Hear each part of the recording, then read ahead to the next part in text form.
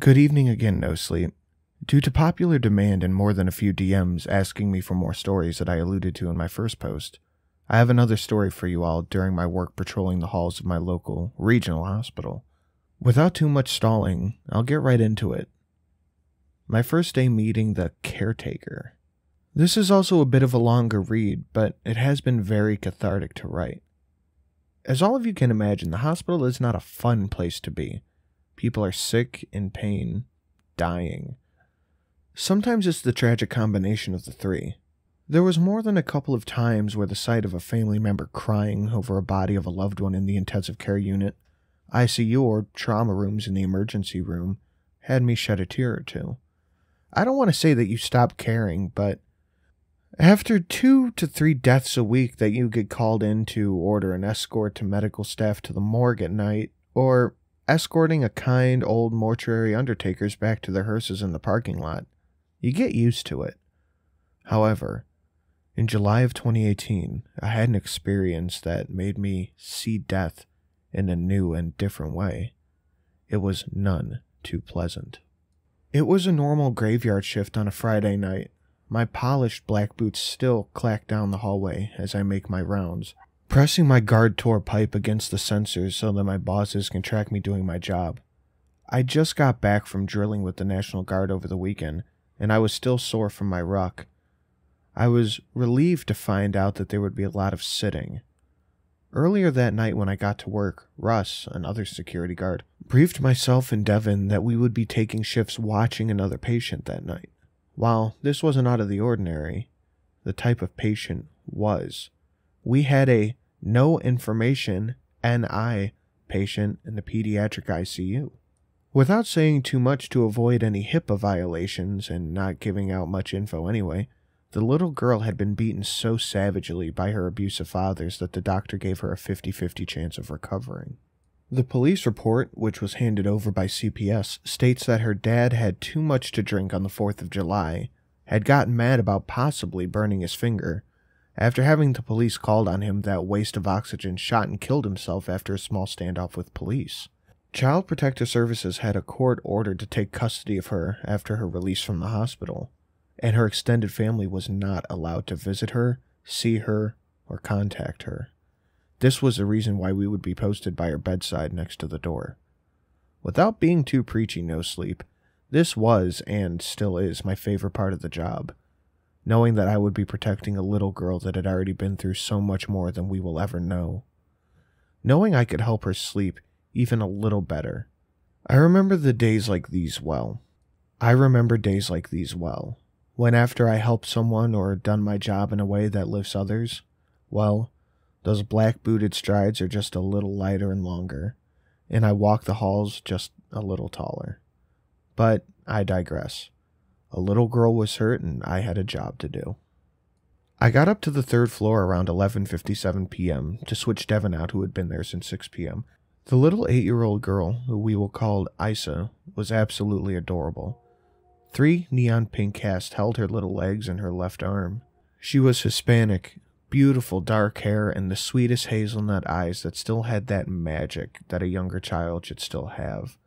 She was sipping a little cup of water from a straw, and despite everything that she had been through, gave me the warmest wave and smile as I walked into the darkened room. "Is he your friend?" the little girl whispered quietly to Devin as I walked in the room. I winced internally as she tried to slide away from me. "Yes, Officer Rigg is here to make sure that you are safe and sound as I go help other people in the hospital," he whispered back as he gave her hand a soft squeeze and got up. "Okay, good. Then he is my friend too," she joyfully whispered in a strange, childish way that was, at the same time, a shout. Devin informed Isa that we would be right outside her room so he could talk to me, but that I would be right back. I asked Devin why she was up in the middle of the night. Devin told me she had woken up about an hour ago because of the pain, and she was now, quote, not sleepy, end quote. He also informed me that she had been waking up sporadically because of bad dreams of her dad hitting her and kicking her, and that he was whispering to her in her dreams. That son of a bitch, I thought to myself. uncharacteristically angry at the thought of this bastard getting off easy by ending his own life. Devin sighed as he turned around just in time for one of the nurses, as well as the change nurse, walked over to us. Being security guards in the hospital, we are often informed as to the medical status and conditions of patients as we are expected, while watching them, to know what medical signs to look for, i.e. increased difficulty breathing, grasping at the chest, convulsions, etc., to be able to give accurate information to any responding medical staff if something were to happen. "How is she?" Devin asked as one of the nurses stopped in front of us. "Issa is lucky to be alive, but I think you both already knew that. All of her ribs are broken on her left side, both of her legs are fractured, and she's suffering from internal bleeding. If her blood pressure continues to drop, we will need to take her into surgery after we get her MRI results." "I will watch for it. I will call you if it falls below 90/70, I assured the nurses, to which they nodded and went back to their desks. I waved goodbye to Devin as he walked down the hallway to the elevator. After the last bit of him walked around the corner, I turned and slid the glass door to Issa's room open and took my seat at her side. Issa was wide awake when I got back into the room and greeted me more warmly than she did when she first seen me. We talked and she giggled as I told her about my life, my new wife, as I married my sweetheart more than a week earlier, and about my dreams of wanting to be a pilot. She told me that she wanted to be, ironically, a doctor when she grew up to help sick people. I patted her head as she began to yawn and gasp in pain, and fell back asleep. As we were talking, she was laughing and joking about how Devin and I sitting next to her reminded her of a dog that she had that wouldn't leave her side at home.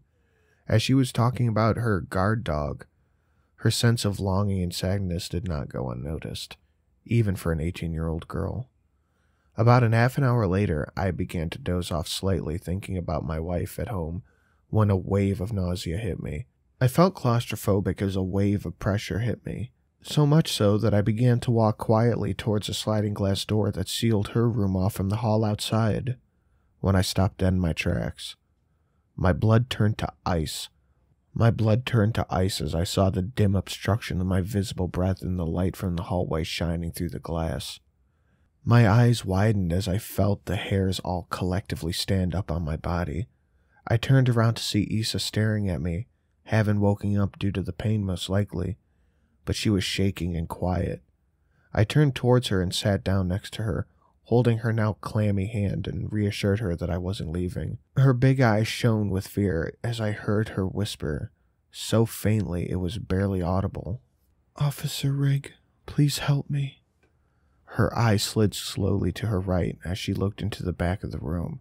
My head tracked her movement when the source of her fear and pressure came into view.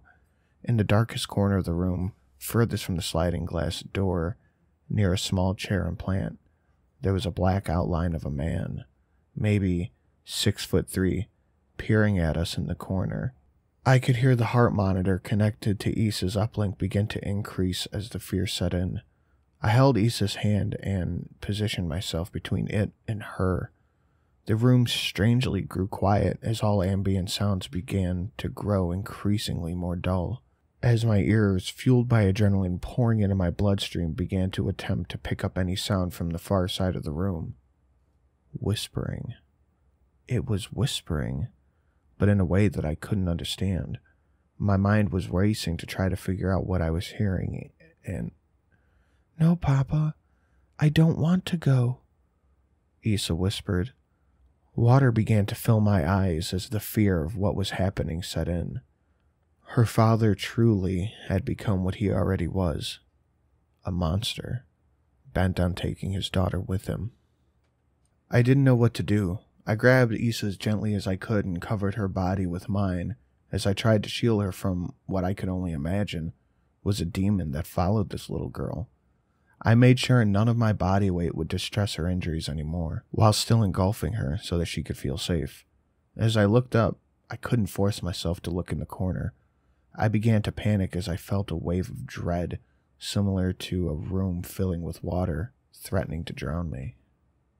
I didn't need to look. I could feel it getting closer. Questions were racing through my mind. Why are the nurses not coming because of Issa's heart rate? Is Issa going to be alright? Am I going to be all right? Why isn't anyone helping us? Just then, I looked up to see an old man in a black suit, barely visible in my field of vision as most of his body was blocked out from view by the wall. This man was looking into the corner of the room. I couldn't tell from the angle, but could he see what was truly there? I didn't know, but given the circumstance, my mind grasped onto the weirdest detail, a small random thought in the middle of the terror. Why is he smiling? I thought to myself as I felt drained. I could feel my strength leaving my body, almost as if heat, light, and life were being washed away. I felt a sudden surge of courage. "Go away," was the only thing I could muster to say, but I said it. "Go away now." I could feel my heart taking strength as I gripped Issa, never letting go. I felt the warmth returning to me, seemingly feeling charged like some type of battery. I stood up and looked at the corner of the room. Nothing. He was gone. I look around the room and finally out the sliding glass door to see an old man nod to me, turn on his heel, and stride down the hallway. I looked down at Issa and, to my amazement, she had fallen asleep. I looked at my watch, 1:32 a.m. That whole ordeal felt as if it had been hours, but it had not been more than 5 minutes. Feeling both mentally and physically exhausted, I walked back into my chair and slumped down, mentally preparing for the long night ahead. A couple of hours later, Issa woke up again, for the last time, and turned to look at me. She smiled sweetly, in only a way a child can make you feel like you aren't just a struggling college student, but you're actually the greatest person ever. "Thank you for helping me, Officer Rigg. Thanks for being my friend." "It's been a pleasure, sweetheart. Go back to sleep, okay?" "I can't, Officer Rigg. The caretaker told me it's time to come home, and that I need to go with him. Besides, I'm not sleepy. He told me Crackers had come to see me too." Confused and scared, I looked at her, trying to piece together what she was trying to tell me. She smiled and gently kissed the hand I had in her hand, and slowly closed her eyes.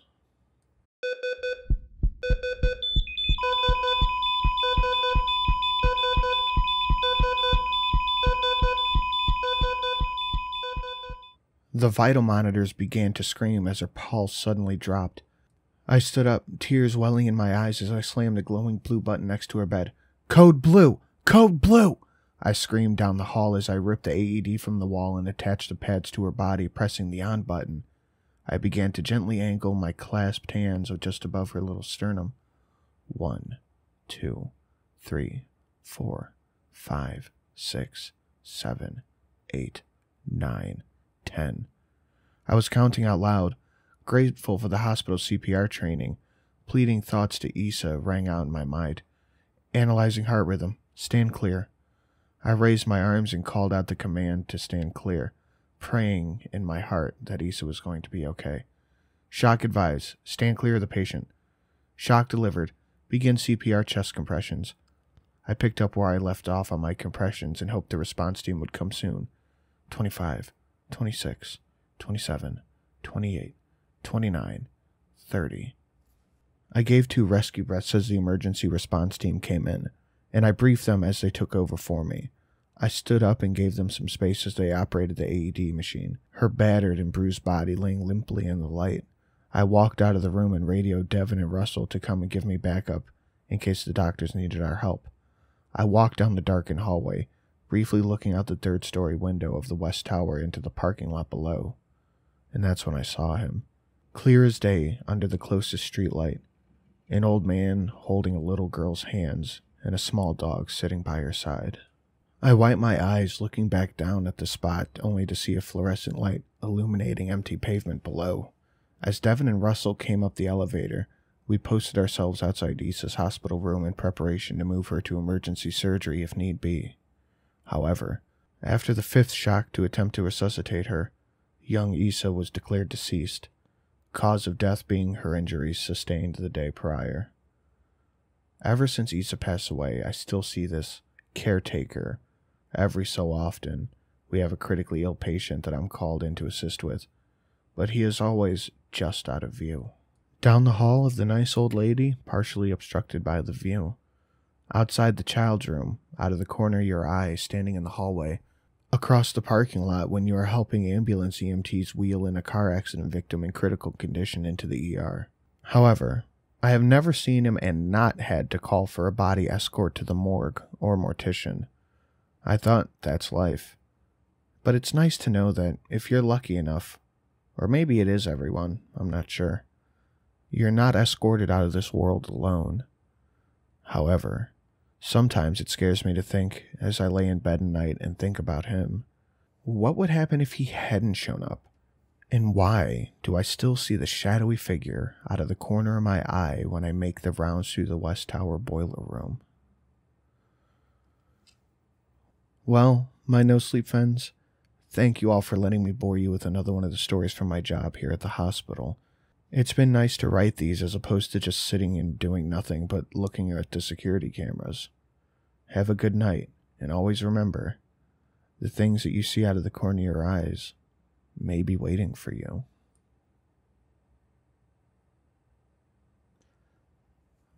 Another absolute gem from CavalierRigg, guys. Make sure you go show him some love on Reddit. And in the comment section, let me know what you would do if you were the security officer. You all have an amazing night. You can support the channel in every way you know how to. Good night.